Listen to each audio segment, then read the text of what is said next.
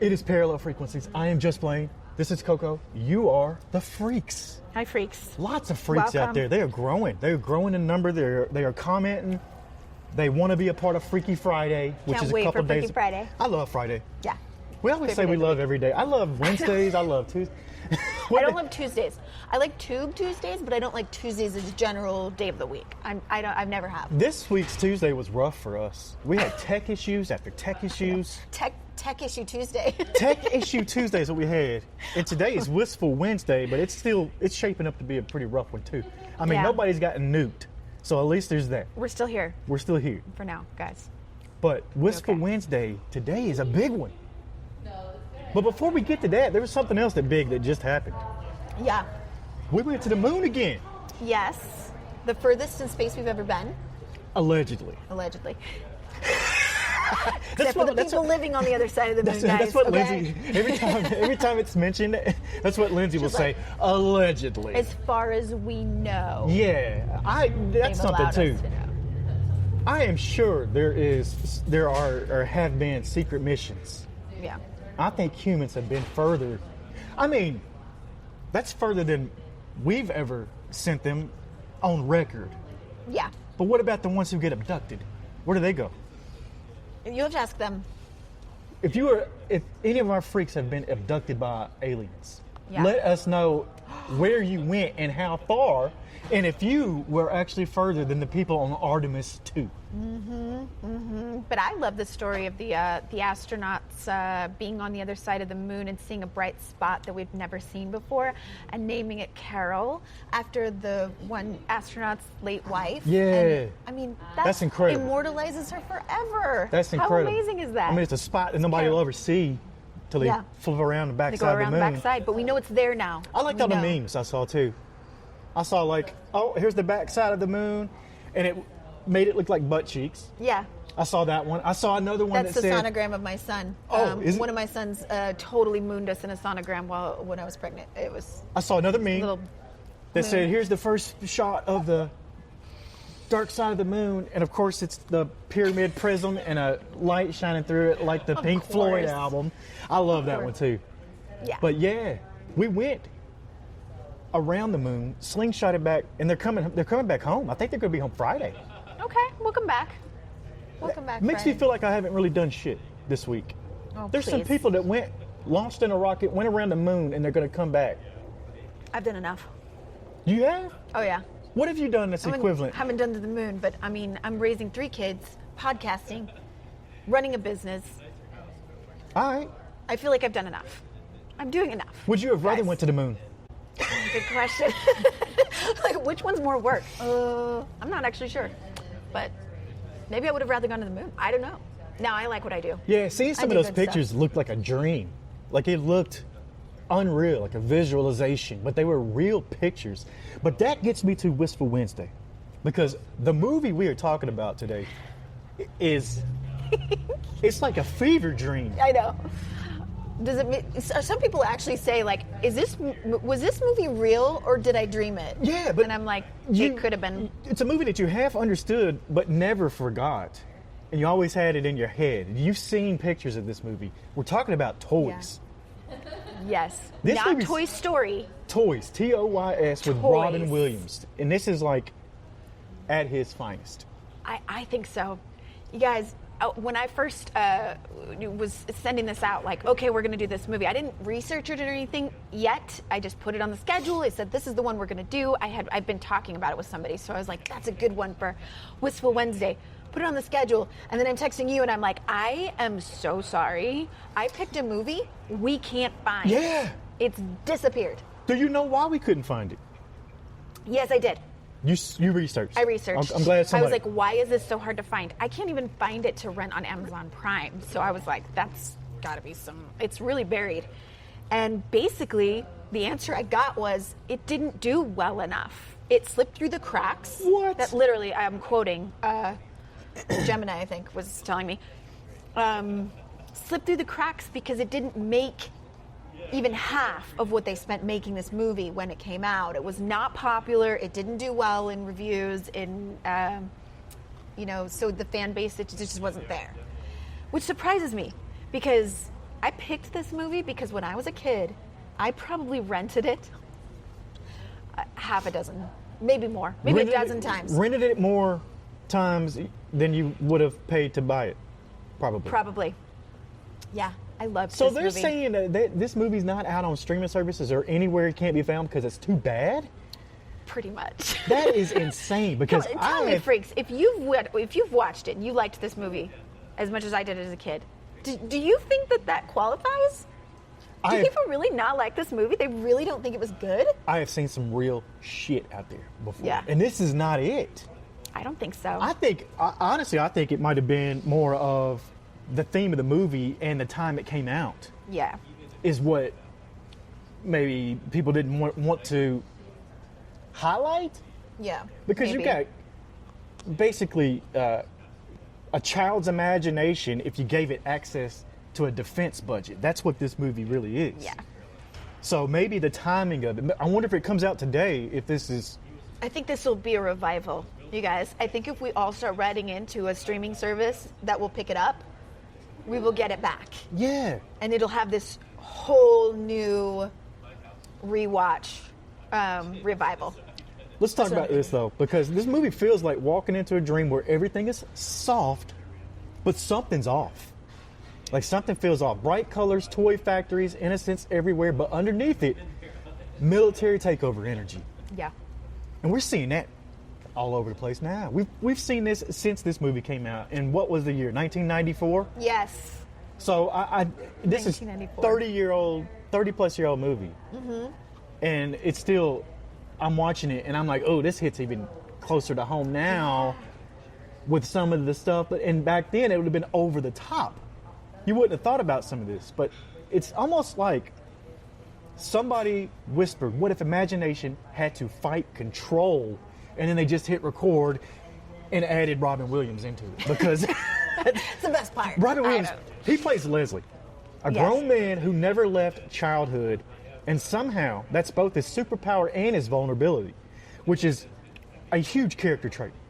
Now, this is really important to me, and I will tell you why. This is probably why I rented it so much and why I loved it so much. I loved toys as a kid. I had a huge imagination, but I also invented toys that didn't exist. Oh, yeah, yeah. In my mind. I kept thinking, oh, gosh, this toy would be more fun if it just had this or if it did that. I loved playing with little animal figurines, and I would have my entire living room set up like a whole world with valleys and mountains and all the things and caves. And all of my toys had backstories. Oh, yeah. But I thought, I wish you could just move the animals better so that they, their heads moved and their tails moved. They weren't like plastic and stiff and you had to march them around. I always had ideas for new toys. So when I saw this movie and I saw, you don't have to grow up, Leslie was a hero of mine because I clung to childhood. I squeezed the life out of every second of it. I did not want to grow up. I was like, someday I'm going to have to give up imagination and toys and childhood. I refused. I told my son the other day, we got Easter baskets until we were 18 at our house because we couldn't let it go, right? And to see that someone like him could be a kid forever. Yeah. It gave me permission. It was like, I get to do that? I would love to work in a toy factory and invent toys. That would be my dream job. And you're touching on it right here. Let's be real. I mean, how many of us have been told to grow up when what we really need was to hold on to something pure? Yeah. And that's what he's doing. We want to hold on to our childhood. I still think of myself as a child. There's a lot of people who probably agree with that right now that listening. yeah. They're like, yeah, just... Really? Are you sure? They're like, yeah, Just Blane is definitely a child, the way he acts. But the child in this movie, Robin Williams, he wasn't just acting, he was transmitting. Yeah. Frequency. There's a frequency that he tapped into where comedy and pain are sitting at the same table, not even arguing. Like, you feel bad for him in some parts when you're laughing hysterically at him, and there's all these range of emotions. You run the gamut of emotions, really, watching this movie. And he portrays this guy. And have you ever noticed that characters feel like they're smiling through something? And that's what he's doing in this movie. He just lost his father. I know. The beginning of the movie, I mean, you see the grief and also the probably the conflicting feelings of my dad didn't trust me enough with the factory. Yeah. Didn't think I'd be responsible. And so he loses control over something he's so very connected to, his identity, his career, but his way of life. And so he has to kind of concede to, well, my dad made this choice to leave this toy factory with my uncle, who's in the military, not at all in the toy industry or childhood industry or anything like that. Yep. And that's when everything shifts and changes. But you can see all of that going on. I mean, of course, Robin Williams, the depth in his ability to be funny and emotional all at the same time. Watching this made me realize how much we miss, not just me, but we miss Robin Williams. 100%. And seeing these kinds of, because this isn't the only movie he did this in. No. Like, this is like Mrs. Jack. Doubtfire energy, Jack. I mean, there's tons of movies that He plays a child. he came in and crushed it, and makes you feel. And that's what we're supposed to be doing. But you're getting into it right there, because the real theme is imagination versus control. Yeah. And you've got... And profit. I mean, they're creating toys for the military for military purposes. And I love the character LL Cool J, the cousin plays, because he's like, you know, military all the way, doing what dad tells him to do, wants dad to be proud of him. But there comes a shift in the movie where he's like, even this is unethical for me. I can't go along with this. I can't just let this happen without standing up for what's right. And I love the dynamic of all these characters together. LL Cool J, you said that the movie was too bad for people to stream. His performance alone is worth putting on some streaming. Tubi can't get a copy of this? I know, right? Even Tubi. We can't get this on Tubi? Like, come on. I have seen way worse movies, because LL Cool J, I'm going to tell you, he should have won an Oscar for this. This is so good. When he comes out of the couch, right? Oh my gosh. Everything. Speaking of actors in this, a lot of big names, by the way. A lot of big names. If you're not going to say it? Joan Cusack. Yeah. I was going to say Jamie Foxx. Jamie Foxx But made his debut in this, as well as Baker. Yeah. I think. Joan Cusack. Joan Cusack is one of my all-time favorites. I love her in everything she's ever done.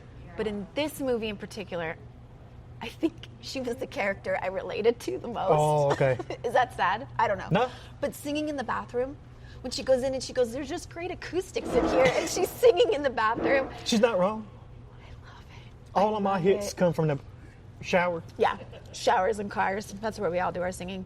But she just is who she is. You don't find out till the end. Spoiler alert for those who haven't watched it. She's not actually human, but she's playing the part of Leslie's sister. She just, I can't, there's nothing more I can say. I just love her so much, and she's so innocent and so lovable, and the funny one-liners that come out of her mouth in this movie just still crack me up.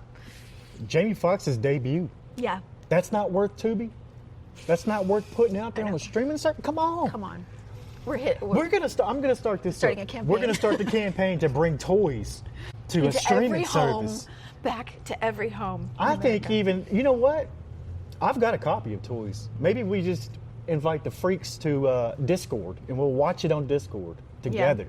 Yeah. If you want that to happen. This is a plug for that physical media, too. We've talked about before, where, like, keep hold of your physical media. You never know. If I had a copy of toys on DVD, it'd be worth over $100 now. It is. We looked it up on eBay. They're going for that. So if you've got a copy out there, you're sitting on a rare Hang on treasure. to that. Yeah. The conflict in this whole movie is basically what happens when creativity gets hijacked by power. Toys meant for joy turned into tools of war. Sound familiar? Ideas getting monetized, art gets optimized, creativity gets put on a schedule. At what point do we stop playing and start performing? Yeah, it has to make money. And who benefits from the shift is the big question. We're not the going to answer that here. workers. We're not going to answer that here, but yeah, not in the workers. beginning, and can we just talk about the music for just a second? Yes. Oh my God, the music was on point. Happy Worker. I had that playing as a kid all the time. But obviously the shift of the workers in the factory are like, they love working at this toy store. Yeah. They're treated really well. Everybody is, nobody's making rich off of this, and it's like shared and shared alike. And it's just important that they have a good time while they're working. The factory itself is like a children's museum kind of vibe, like just fun little rooms that are made out of whatever, and like the little grassy hill that they go over on the little cart. I always wish I had one of those in my house. Yeah. But just everything, the little ducks that cross the street in the factory. So obviously they want the workers to have a great time and to love working here. And then that completely shifts when Uncle takes over, military takes over, and they've got security checks everywhere. They've got people marching around in their combat boots. They've got just a completely different vibe. LL doing his thing. He's, whew. But the movie really does flip the script on the whole grow up. Mm-hmm. And what does that really look like? It shows us. It makes me feel like maybe the people running things forgot how to feel. Or what life is really supposed to be all about. Is Leslie, it really about the profit? Robin Williams, Leslie's not the problem. The system trying to weaponize imagination is the problem. Mm-hmm. But they pointed out at him. That's why when you think about it. Because society will label the dreamer as immature, but trusts the strategist with no soul. Yeah, and it forces him to step into a place where he has to defend his role, his part.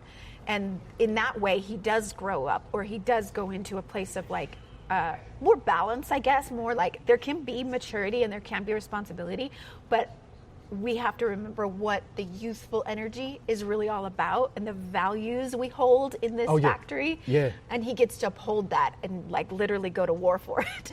Literally. Explosions everywhere. This movie, let's talk about the movie overall, because like the pacing is all over the place. The tone is all over the place. But maybe that's the point. I think that's the point of it. Because literally we're in toy factories, and then we got explosions like it's a crazy action movie and all this stuff going on. The battle with the toys. I cry. When I see the little alligator, the little wind-up alligator gets blown up and he's like half of his face is off, I'm like crying because my toys were my friends. This is like real catastrophe happening in front of your very eyes, and I'm like, I think the layering of it too also is something to talk about, because it's not the fact that the tone shifts and there's action and then there's not, and the pacing is all over the place. I think that's the layer to the movie that shows us that rules are what we're fighting. Not just in the movie, but we're fighting the roles in a movie, because you watch it and you think, oh, this isn't the regular formula that we would normally see. Yeah, it is very different. And maybe people didn't know what to do with it then. I think that now it would hit much different. That's what I'm saying. And so when it came out in 1994, not everything needed to be clean and digestible. But it did then. It doesn't have to be now. I think back then you had to have the formula and that sort of thing. People watching were probably like, I don't know what this is. I don't know what we're watching. I do think this movie hits today. I think if you put this movie in a theater right now, I think you'd have people buying tickets to go see it. Yeah, they'd be like, what, a Robin Williams movie we've never heard of? Maybe it's ahead of its time. Toys was ahead of its time. Yeah, I think so. I mean, obviously the toys, the video games and the things that you see in there, well, they were pretty advanced. I don't know. Big time. They had VR and stuff going on. Yeah. Like they were on the couch with VR headsets and playing video games. Oh my gosh, that scene where they're going on the couch, and then she tries the VR and she's like, this is uncomfortable in her nose, and he's like, or it was poking her, and she's like, that's not where it's supposed to go. Yeah. Those little details, I don't know, this just hit me and tickled me so much. But they were ahead of their time, because VR didn't come out for 20 more years, I think. So it's like, be a whole experience. Yeah. I want to watch this movie over and over, and I do think we should put it in a Discord and host a movie screening. We'll put that together if anybody's interested. Yeah. I've got a copy. Yeah. I won't say where I got it from, but I've got a copy of this movie. I've got one that I ordered. We'll see if I get a DVD. You paid $150 for that off of eBay? I don't think I did, but we'll see. Man, if I get a copy. What's your final thoughts on toys? Nostalgia, for sure. For me personally watching it, it is my childhood. It is how I felt about my childhood. It's how I felt about growing up. It totally encompasses my own experience. it's also just so great to see Robin Williams in another role that he's fantastic in. Yeah. And that he brings all the layers of like funny, silly that he was good at. Obviously, we know that. But he also brings that layer of really passionately caring about humans and human connection. I love seeing all of that. And one thing we didn't touch on is the visuals in this movie. Oh my God, it's magical, colorful, but like the landscapes. I don't know where. Oh, I think I researched it at one point in my life where those fields of grass are. Where was that? I'm gonna say Idaho. No way. I know. We're gonna have to look into that. Freaks, I want to tell go. us. I want to go where that is because the sound of Enya playing when the cars are driving down the road and that fields of grass. For some reason, if it's makes that me close, so happy. we should take a drive up there. For we have to go up there. We're gonna have to figure that out and find out if it's really in Idaho. It might be northern Idaho. Oh, that could be a far Not drive close. then. Yeah. That could be, because that shape's kind of weird. Yeah. All right, a little weird shape. The Idaho stick up there. Yeah. Robin Williams also had a rebellious nature to him in this movie and in life. Yeah. And I think that's a theme here as well. That real rebellion right now is protecting that part of yourself that still knows how to play. Yeah. Not for content, not for money, not for approval, but because it's yours. Yours, freak. Yours. Yours, Coco, mine. Freak. Yeah. But that's why. And we got to remember how to do that. No matter how old we get, we can't lose that youth. Yeah. And that's the frequency we want to be on right here at Parallel Frequencies with Just Blane and Coco and the Freaks. What do we got coming up tomorrow? Tomorrow we have Trailer Park Thursday. Friday, we are talking about, I might say this wrong, Begonia? Begonia. Am I saying that right? Begonia. Now, this one's been on my radar for a while. I still haven't seen it yet. Oh. And I hear it's all I right. watched it last night. I'm All like, right. I'm going to watch it tonight. I won't say anything. You know what I've been watching? Watch it. We'll be here to talk about it. You know what I've been watching? I don't know. We don't normally do this at the end of the show, but I've been on a Dune kick.